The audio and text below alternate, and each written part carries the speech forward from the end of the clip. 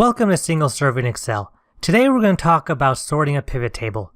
The pivot table in this example is a list of all bands by style alternative and the sum of all their fans. Also, this pivot table is in the classic pivot table layout.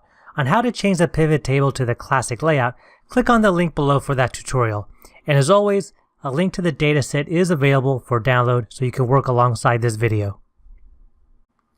It's easy to sort the values in a pivot table on one or more of its columns.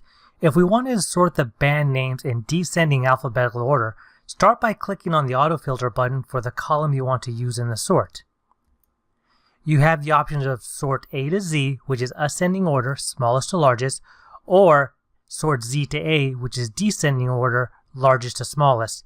So in our case, we want to click on sort Z to A, and now the band names are in descending alphabetical order.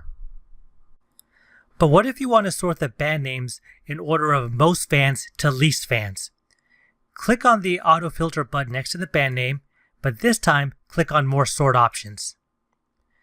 Make sure descending Z to A by is selected, and in the drop-down box, select sum of fans, and then click OK.